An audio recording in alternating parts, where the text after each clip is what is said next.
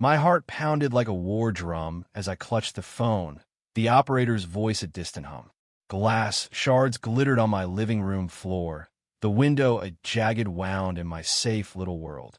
I come home to find my small town haven violated, and fear clawed at my chest like a trapped animal.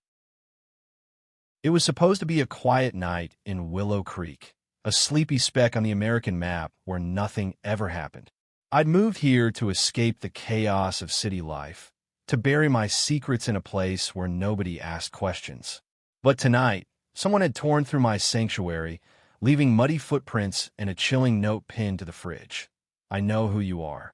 My hands trembled as I dialed 911, voice cracking as I reported the break-in. The operator promised an officer would arrive soon. I didn't know then that the man who'd walked through my door would unravel my life in ways I'd never imagined. The knock came 20 minutes later, sharp and authoritative. I opened the door, and there he was, Officer Ethan Caldwell, his badge gleaming under the porch light. He was tall, broad-shouldered, with piercing blue eyes that seemed to see right through me. His white skin glowed faintly in the moonlight, his jaw set with quiet confidence. "Mr. Lucas Harper?" he asked, his voice low but steady. I nodded, unable to speak, my gaze caught on the way his uniform hugged his frame. He stepped inside, his presence filling the room like a storm rolling in. Ethan surveyed the damage with a practiced eye, his boots crunching over the glass. "Looks like they didn't take much," he said, glancing at the untouched TV and laptop. "Any idea who might have done this?" His question hung in the air, heavy with implication. I shook my head, avoiding his gaze. I couldn't tell him about the note. I couldn't tell him I'd spent years running from a past I'd never outrun. A past where loving who I loved was a crime in the eyes of those I'd left behind. He moved closer, his hand brushing my arm as he pointed to the broken window. "You're shaken up," he said softly. "Let me get you some water." His touch lingered electric and I froze. I hadn't been touched like that in years. Not since I'd sworn off connection, sworn off risk. But something in Ethan's eyes, a flicker of understanding, made my walls waver. As he handed me the glass, our fingers brushed and my breath hitched.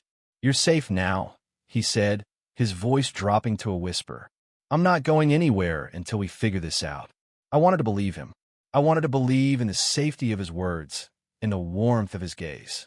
But the note on the fridge burned in my mind, a reminder that safety was a luxury I couldn't afford. We spent the next hour piecing together what little evidence there was. Ethan was methodical, asking questions that cut too close to the truth. Had I made enemies? Had I received threats before? Each question felt like a spotlight on the parts of me I'd kept hidden. I deflected, offering half-truths, but his eyes never left me, searching as if he could sense the weight of my secrets. By midnight, the house felt less like a crime scene and more like a confessional. Ethan sat on my couch, his uniform jacket draped over a chair, his sleeves rolled up to reveal strong forearms. "You don't have to go through this alone," he said, his tone gentle but firm. "Whatever's got you scared, you can tell me." I wanted to. God, I wanted to spill everything. About the small-town boy who'd loved too openly, who'd paid for it with fists and shame, who'd fled to Willow Creek to start over. But fear kept my lips sealed. Instead, I offered him coffee, a weak attempt to shift the mood. He accepted, and we sat at my kitchen table, the air thick with unspoken words. The note still sat on the counter, folded out of sight. I couldn't bring myself to show him. Not yet. Not when his presence was the first thing in years that felt like a lifeline. As the clock ticked past 1, Ethan leaned back, his eyes softening. "I've seen a lot in this job," he said. "People hiding from something. You got that look." My heart stopped. He wasn't accusing me. He was seeing me. And for the first time in years, I didn't feel invisible. I don't know who moved first. Maybe it was me, desperate for something real. Maybe it was him, sensing the crack in my armor. But suddenly his hand was on mine, warm and steady, and the world fell away. "Lucas," he whispered, my name a prayer on his lips. I leaned in, and when our mouths met, it was like striking a match in a room full of shadows. The kiss was fire and ache, a collision of need and fear. His hands cupped my face, gentle but sure, and I melted into him, the weight of the break-in, the note, the past, all fading under his touch. We stumbled to my bedroom, a trail of discarded clothes marking our path. That night, Ethan Caldwell didn't leave my bed, and for those fleeting hours, I wasn't running anymore.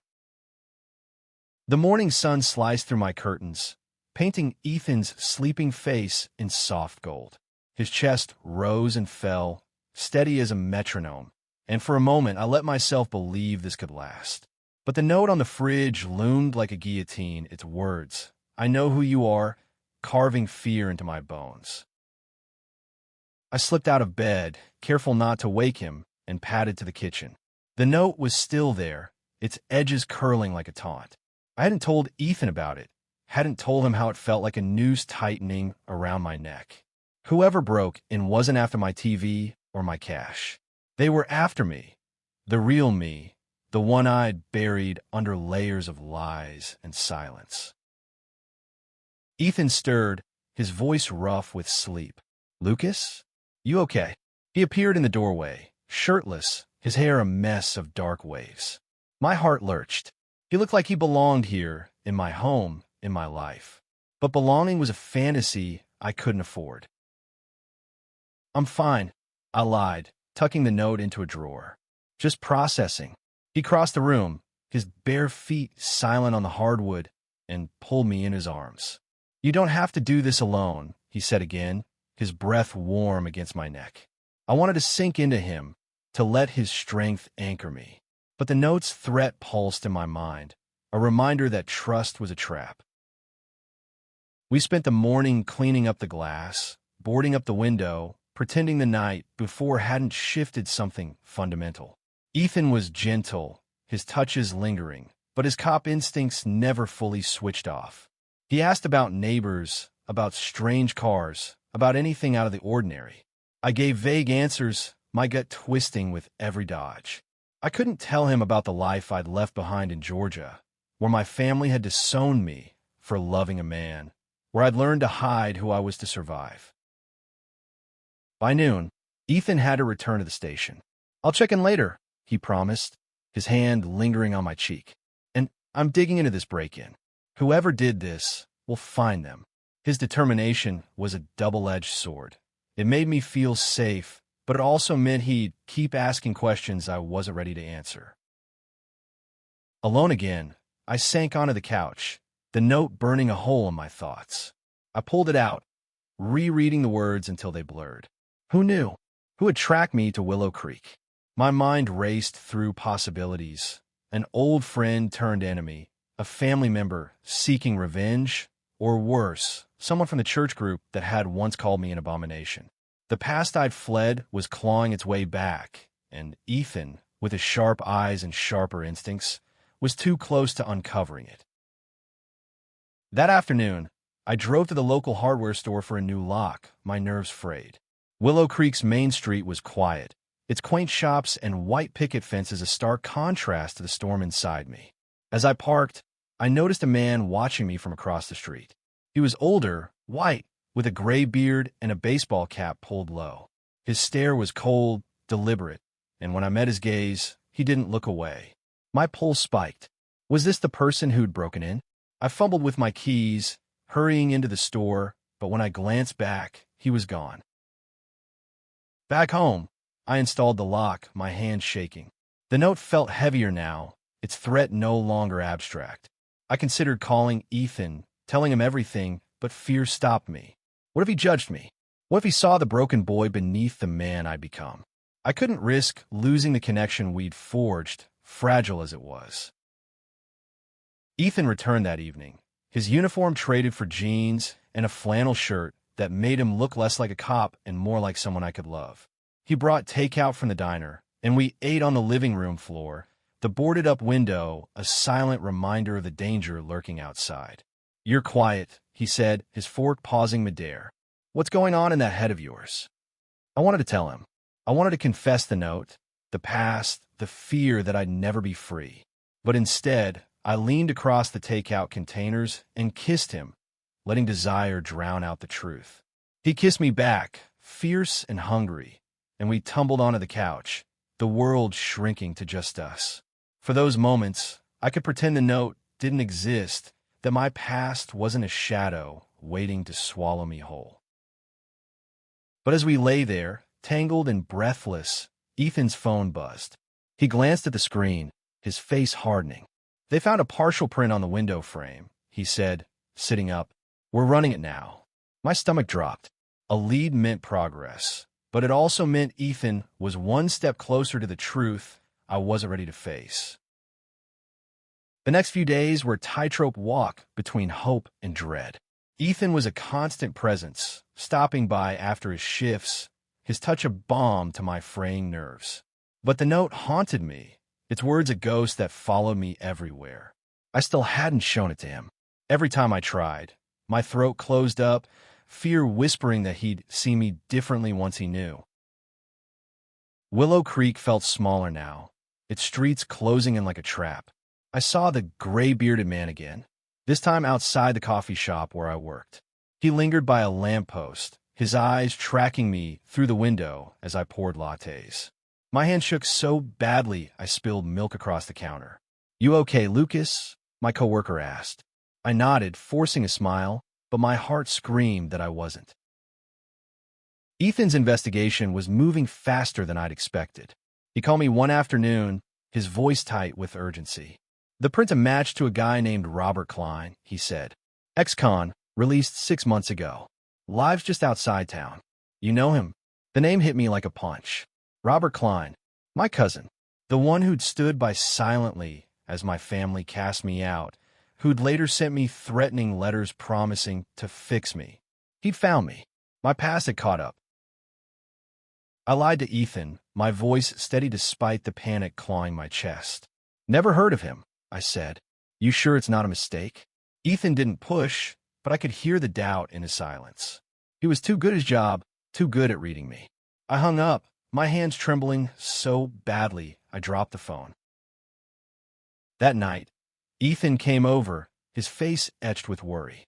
"Lucas, something's off," he said, pacing my living room. "Klein's got a history of stalking, harassment. If you know anything, you need to tell me." His eyes searched mine, pleading, and for a moment I almost broke. But the shame was too heavy, the fear too deep. I shook my head, muttering something about being tired. He didn't leave. Instead, he pulled me close, his arms a fortress against the world. "I'm not letting anything happen to you," he whispered. His words were a lifeline, but they also terrified me. Because Robert wasn't just a stranger. He was family, blood, a reminder of the life I tried to erase. And now he was here, in Willow Creek, tearing open old wounds. The next morning, I found another note slipped under my door. "You can't hide forever, Lucas." My knees buckled, and I sank to the floor, the paper crumpling in my fist. Robert was closing in, and I was running out of time. I hid the note in a drawer with the first, my secrets piling up like kindling waiting for a spark. Ethan sensed my distance, but he didn't push. Instead, he stayed closer, his presence a quiet strength. We fell into a rhythm, dinners at my place, late-night talks that danced around the truth, stolen kisses that felt like defiance against the fear. But every moment with him was shadowed by Robert's threat, by the past I couldn't outrun. One evening, as we lay in bed, Ethan traced circles on my chest, his voice soft. "I've never felt like this before," he admitted. "Not with anyone." My heart ached. I want to tell him I felt the same, that he was the first person who'd made me believe in something good. But the notes, Robert, the break-in, they were a wall between us when I didn't know how to tear down. The breaking point came a week later. Ethan burst into my house, his face pale. "Klein's been spotted near your street," he said. "We're bringing him in tonight." Panic surged through me. If they questioned Robert, he'd tell them everything about my past, my shame, the boy I'd loved and lost. I grabbed Ethan's arm, my voice desperate. "Don't. Please. Just let it go." He stared at me, hurt and confusion in his eyes. Let go. Lucas, this guy's dangerous. Weren't you telling me? The question hung between us, sharp and unforgiving. I opened my mouth, but no words came. Instead, I kissed him, hard and desperate, hoping it would be enough to keep him from digging deeper. But Ethan pulled back, his gaze steady. I can't protect you if you don't trust me, he said. That night, I lay awake, Ethan's words echoing in my head. Trust. It was the one thing I hadn't given him, the one thing he deserved. I slipped out of bed and pulled the notes from the drawer, staring at them until my eyes burned. I had to tell him. I had to face the truth, no matter the cost. The truth came spilling out the next morning, raw and jagged, like glass from the broken window.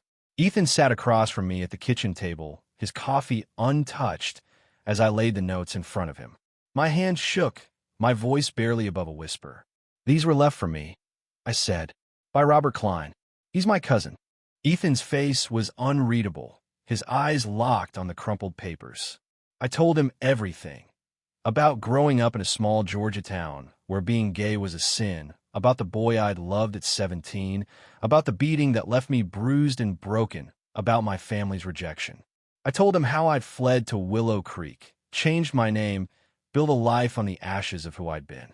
And I told him about Robert, who'd never forgiven me for shaming the family, who'd vowed to drag me back to face their judgment.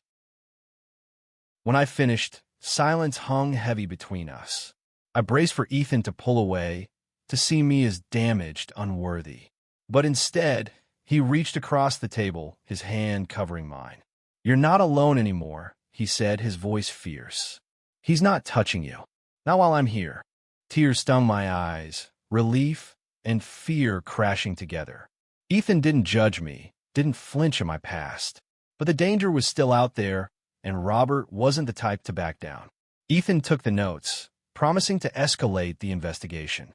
We're getting a restraining order, he said, and I'm staying here until this is over. The next few days were a blur of tension and tenderness. Ethan moved a duffel bag into my house, his presence a constant anchor. We cooked together, laughed together, made love with a desperation that felt like stealing time. But every creak of the house, every shadow outside, sent my heart racing. Robert was still out there, a predator circling. One night, Ethan got a call from the station. Robert had been spotted at a gas station on the edge of town, buying cigarettes and asking about me. We're close, Ethan said, his jaw tight. We'll get him. But I could see the strain in his eyes, the weight of protecting me while navigating his own feelings. I wanted to tell him I loved him, that he was the best thing in my life, but the words stuck, choked by fear. The confrontation came on a rainy evening, the sky dark and churning. Ethan was at the station when I heard a knock at the door. My blood ran cold. I peered through the peephole and saw Robert, his gray beard dripping with rain, his eyes wild. Open the door, Lucas, he growled. We need to talk. I backed away, fumbling for my phone to call Ethan. But before I could dial, the door rattled, then burst open. Robert stood there, soaked and menacing, a knife glinting in his hand. You thought you could run? He spat. You're still the same sinner you always were. I stumbled back, my heart pounding. Get out, I said, my voice shaking but defiant. You don't know me anymore. Robert lunged and I dodged, grabbing a lamp to swing at him. It connected with his shoulder, and he roared, staggering. I ran for the back door, but he was faster, grabbing my arm and slamming me against the wall. The world spun, pain exploding in my head. But then I heard a shout. Ethan's voice, sharp and commanding. Police! Drop the knife. Robert froze, his grip loosening as Ethan barreled into the room, gun drawn. In seconds, Robert was on the floor, hands cuffed, his threats reduced to curses. Ethan pulled me into his arms, his breath ragged. Are you okay? He asked, checking me for injuries. I nodded, tears streaming down my face.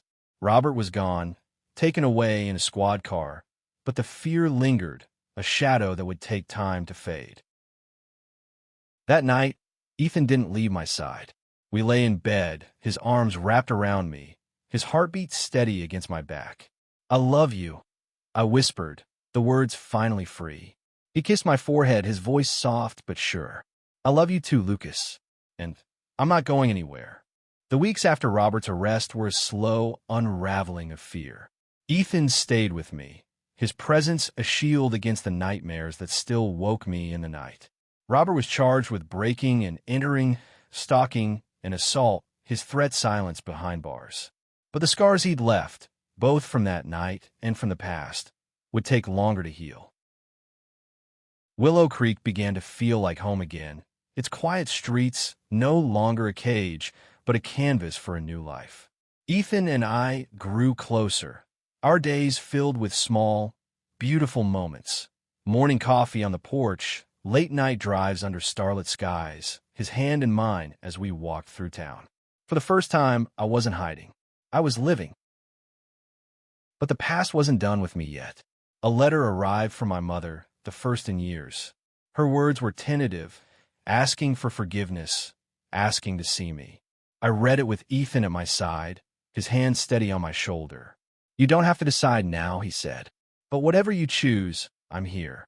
His support gave me courage, and I wrote back, not promising reconciliation, but opening the door to possibility. The town, too, began to change. Word of my story spread, and while some whispered, others reached out. A coworker invited me to a local pride event, a small gathering that felt like a revolution in a place like Willow Creek. Ethan came with me, his hand in mine, his badge a quiet symbol of protection. We danced under string lights, surrounded by strangers who felt like family, and I realized I wasn't just surviving anymore, I was thriving.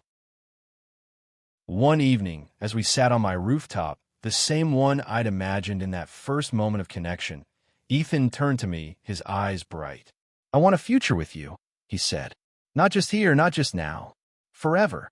My heart swelled, and I kissed him, the world falling away until it was just us, two hearts beating against the odds. The break-in had shattered my world, but it had also brought Ethan into it. He'd come to investigate a crime and stayed to build a life. And as we sat there, the stars above us and the town below, I knew I'd found something worth fighting for. A love that was stronger than fear, a home that was more than a place, a life that was finally mine. In the end, the note that had once terrified me became a symbol of my strength. I'd face my past, my fears, and come out whole. With Ethan by my side, I wasn't running anymore. I was free.